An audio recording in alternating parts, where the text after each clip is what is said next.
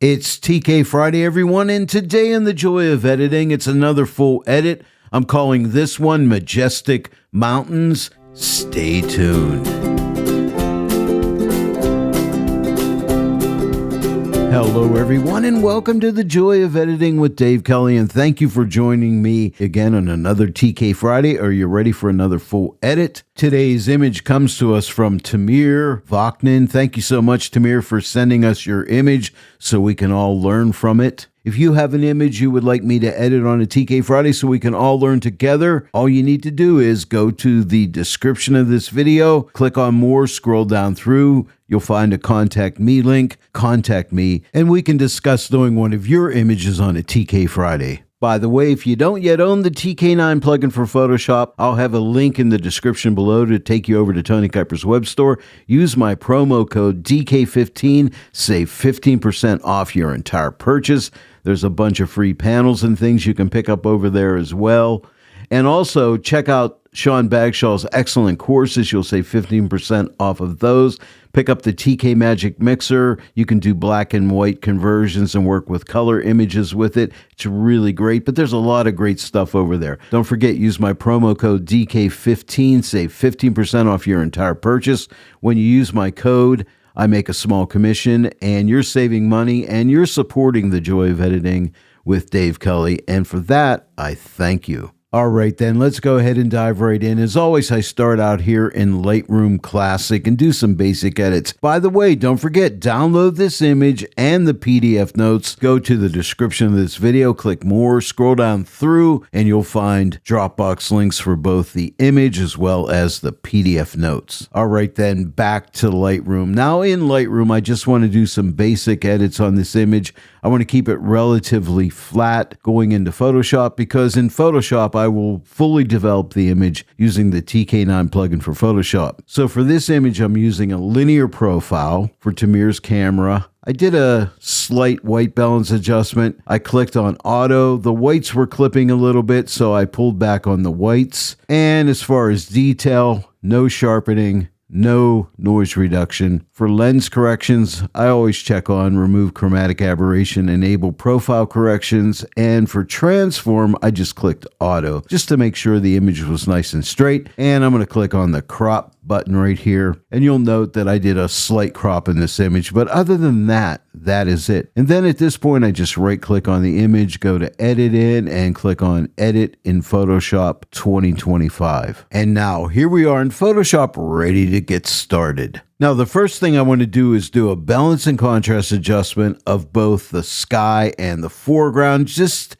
as a good starting point, and it balances out the image and gives it some beautiful contrast. And just to save a little bit of time, I'm going to use David Tillett's example BNC landscape Photoshop action, so I'm just going to click on that. By the way, this example action, along with some other actions, came along when you purchased TK9 version 3. So you're going to find those in the original download when you purchase TK9 version 3. By the way, step 1 in my PDF note shows you how to do this manually without the action in case you want to do it that way. Now, please note we have a color grading tool, we have a foreground layer and a sky layer. We're starting out with a foreground layer. So what I want to do here first is click on the shadow button on the color grading tool. I'm not going to color grade this image with this color wheel. I'm just going to work with shadows, midtones, and highlights to bring this image into balance. So what we do is, after I click the shadow button, I'm going to drag this slider, the brightness slider, to the left, just to darken the shadows up to add some contrast. And I'll take it over to right there, -32. And now I'm going to click on this midtone button. And what I want to do is open up the midtones a good bit. So I'll drag this brightness slider to the right, and we'll stop right here at 46. And now we're going to click on the highlight button, and I want to open up the highlight. So I'll take the brightness slider and we'll drag it to the right over to right there, 35. Now let me shut off this layer. Here's before and here's after. And now we're going to click on the sky adjustment layer. And we'll start out by clicking on the shadow button. I want to darken up the shadows a little bit over to right there, -21. Now let's click on the midtone button. And I just want to open up the midtones a little bit. I'm going to drag this brightness slider to the right, and we'll stop here at plus 6. And now let's click on the highlight button and let's open up the highlights, and I'm going to drag this slider to right here, plus 22. And now if I shut off this sky layer, this is before and this is after. Now if we go to the overall before and after on either the combo or CX panel, click this button, we can see we started here and we end here.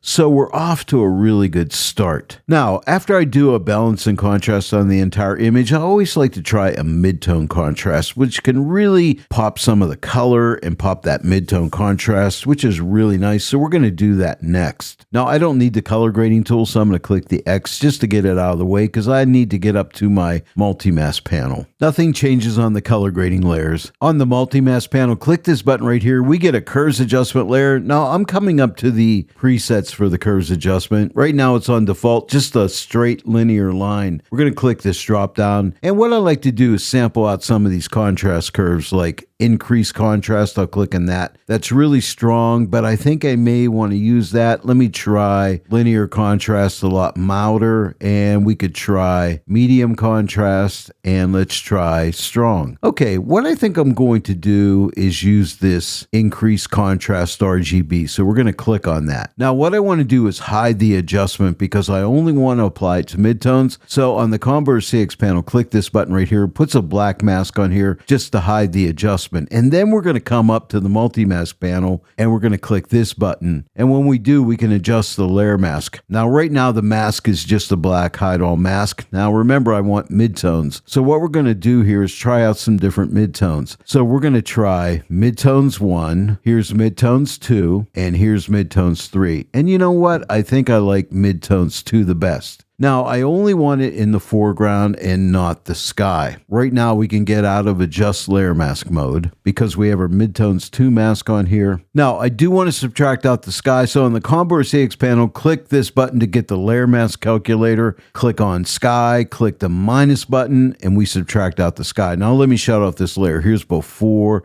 and here's after, so it's only in the foreground. Now, usually after I do a midtone contrast, I like to lighten up the midtones because the midtones can get a little bit dark. So what we'll do next is come up to the multi-mask panel, click this button right here to go into luminosity mask mode, and we have 3 midtones 1, 2, and 3, and I want the mildest of the midtones. That would be midtones 1, so click on that, output that to a curves adjustment layer, come to the combo or CX panel and click the screen button. That gives you a screen blend mode which will lighten up the image. I'm going to shut off this layer for a second because I want to come back to the contrast adjustment. Let me shut this off. Here's before, here's after. I think it's a little too strong. So what I want to do is come to the opacity and let's just pull this back a little bit. I think right there it's 70%. And now let me go ahead and turn on the midtone lightening layer. Okay, right there. Now I only need to lighten the foreground and not the sky. So we could come back to the combo or CX panel and click on the layer mask calculator button, click on sky,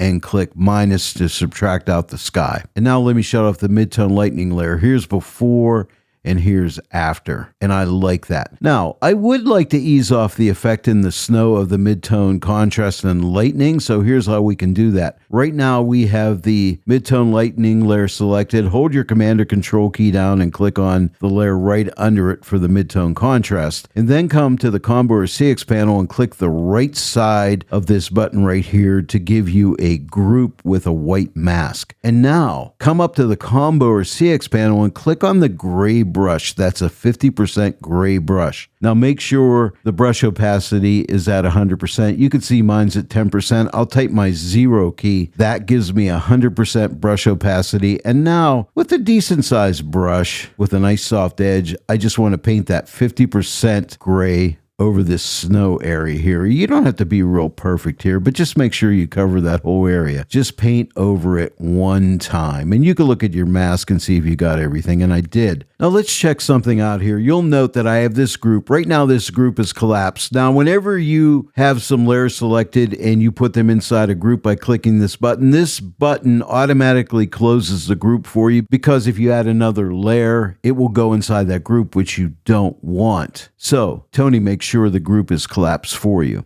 But if I click right here, I can open up and you can see there's that midtone contrast adjustment layer. Here's the midtone lightening layer. So I'm going to click right here and close this group, because if that group is open, the next adjustment I make will go inside that group, and I don't want that. Now, as I study this image, I'm looking at these foreground pine trees. They're going to be sitting in the yellow range. I want to bring up their saturation. And to do that, we're going to use a vibrance mask. So come up to the multi-mask panel, click this button right here, and we could try different vibrance masks like 1, 2, 3, 4. These are looking for weaker saturated colors, and I think Vibrance 4 is going to be good, but I only want the foreground. So here's what we do. We can click this button to get the mask calculator, click the X to intersect, and then come to the My Channels button and give it a click. Click on the foreground, and note that we are intersecting that foreground. When I click equal, you'll note I have that Vibrance 3 mask on the foreground only. And now all we need to do is output that mask to a layer. So we'll click this button right here, and that gives us a hue saturation adjustment layer with that Vibrance 4 mask on it. Now we just need to target yellows. So we're going to come up and click right here. See where it says master? This is a drop down, click and click on yellows. Take the saturation of those yellows, drag this saturation slider to the right. See how it's just targeting those trees? So we're going to take this over to like right here, 65. Now these are pine trees. They should look a little green. They're a little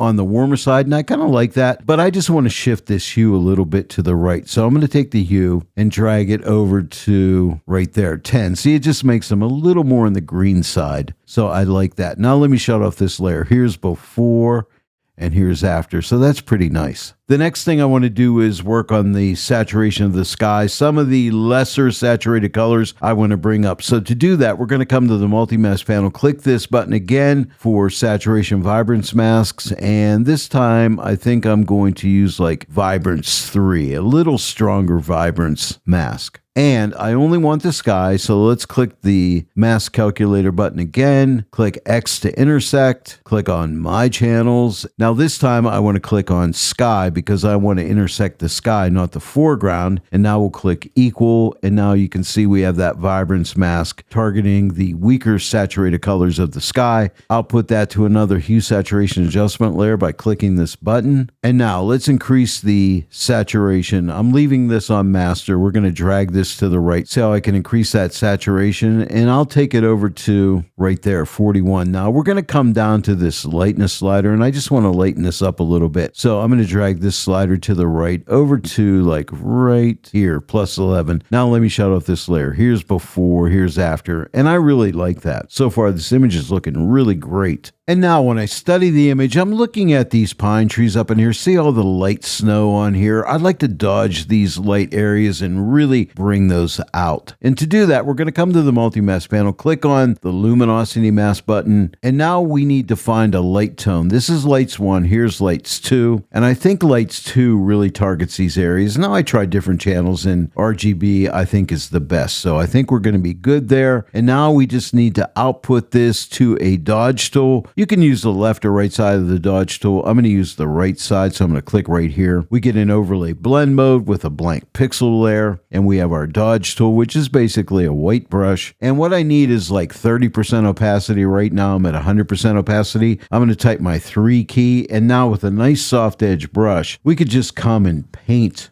over these light areas in here. We could just paint over all these areas right up into here. I lifted my brush, and now I'm painting over this area again to increase the effect, and I'll paint over here. Let me paint over this. I've lifted my brush. Now when you lift your brush and paint again, you'll get a stronger effect. And now I'm going to make my brush a little smaller. I'm going to go down to like 10% and just paint on these snow-covered pine trees out here in the front. Just add a little bit of excitement and drama to these trees. You know, I won't get them all, but let me go ahead and shut off this layer. Look at all the light areas in the pine trees. Here's before and here's after. Again, before and after. Isn't that nice? Just pops a nice little bit of light in there, and it gives it some excitement. On all of my edits, I always like to try the color luminosity adjustment. It doesn't always work out, but on this image it does. So if your TK actions aren't open, click your TK button, click the color luminosity action, and then all I want to do here is adjust yellows and cyans. Now I tried all the different colors, but yellows and cyans were the ones I liked. I just took yellows and brought it over to right around around there, 121. And then cyans, I darkened the cyans a little bit over to right there, -60. Now let me shut off this layer. Here's before, and now here is after. Boy, I really like that color loom adjustment. When it works, it's really awesome. The next thing I want to do is just darken the bottom of this image right down here to close it off, and then we'll follow that up by doing the same to the top of the image. On the combo or CX panel, hold down your shift key and click the multiply button.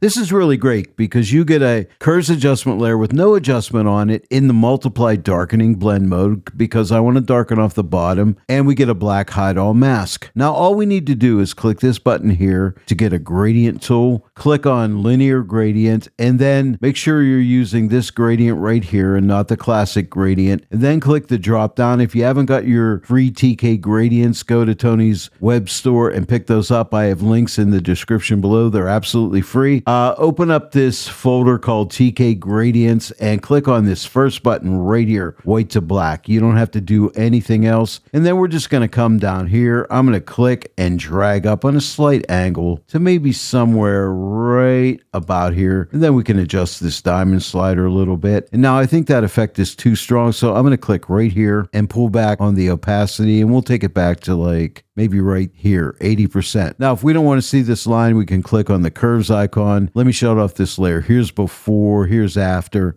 Isn't that nice? It just kind of closes off the bottom there. And now we're going to do the same thing for the top. So hold your shift key down again. Click on the multiply button. This gives you a multiply brush. It's great for brushing in areas that you want to darken, but it's also great for these gradients. Okay, so we have this black hide all layer mask. Click on your gradient tool again. Come back up here and click this button again. And now what we want to do is just click like right here. Click and drag down. Hold your shift key down to constrain this. Keep it going straight, and we're going to take it down to maybe right about here. And now that's too strong. I don't want to see this line, so I'm going to click on the curves icon so we don't have to see it. And now let's come and take the opacity the whole way off, and let's just build that up slowly and stop where we think it looks good. And I think right there at 25%. Now let me shut off this layer. Here's before and here's after. See how it just closes off the top? It just keeps our viewer into the frame. And this looks like a nice shadow down here in the snow. What's next, Dave? I'm glad you asked. How about a little bit of shadow detail down here in the foreground? And this is easy to do. Let's come to our TK actions. If your actions aren't open on your combo or CX panel, click a TK button and then look for clarity, and then just click on clarity. A high pass filter comes up. Now right now it's at like 10 pixels. That's good for sharpening, but I want to bring out detail to larger areas. So I'll drag this radius slider to the right over to right there, 37.4. And we'll go ahead and click OK. Now this is a smart filter. You can always double click high pass and change that if you don't like your adjustment. And now remember, I only want to bring out shadow detail. So come up to the multi-mask panel, click this button to go into edit blend if, and now we could just target shadows. So what I did here was I went and clicked on darks 1. See how that just targets shadows? And then I go to darks 2, and I thought darks 2 did the best job. Now it's also getting into the sky. Any shadow in the sky is getting extra detail, which I don't want. So what we can do there is come and click on this button on the combo or CX panel and get the layer mask calculator, and we could just either click sky and subtract it, or click foreground and click this button here to apply it to just the foreground. And now let me shut off this layer. Here's before and here's after. I don't know if you can see that due to the YouTube video compression, so I zoomed in. Here is before and here is after. So hopefully you can see that shadow detail coming out. And now I'm turning my attention to the sky, and I'm thinking I want a little bit more saturation up there. So here's what I'm going to do. Right now my edit blend diff panel's in the way. I'll click the X. Nothing changes on this blend diff layer. I'm going to click this button on the multi-mask panel to go into my channels. I'm going to click on sky and simply output that to a hue saturation adjustment layer by clicking that button. And all I want to do here is increase the overall sky saturation. I'm just going to drag this saturation slider to the right, and I'll take it over to right there, plus 25. And now I just want to slightly lighten the sky, so I'll take the lightness slider and drag it over to right there, plus 5. Now let me shut off this layer. Here's before and here's after. Yeah, I think that looks much better.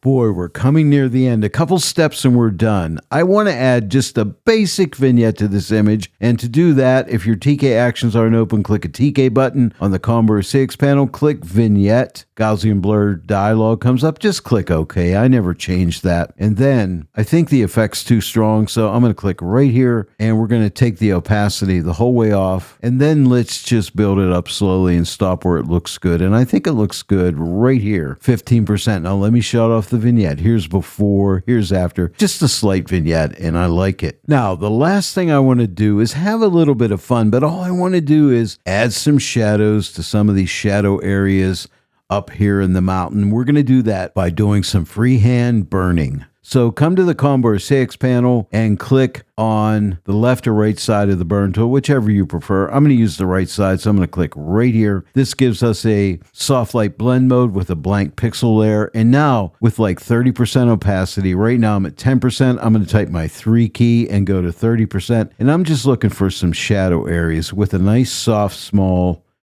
brush. Soft edge brush, I should say. I'm just going to paint some shadows in here. This is a little shadow here. I'm going to paint here and just over here. Now I'm going to drop down to like 10%. I'll type my 1 key and I'm just going to paint across here, this little shadow, maybe down in here a little bit.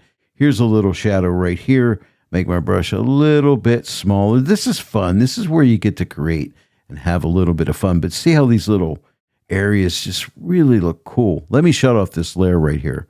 And just look right up here. Here is before, here's after. Isn't that nice? It just kind of sculpts that. Now, just study the image, and I'm still at 10%. Here's some shadows over here.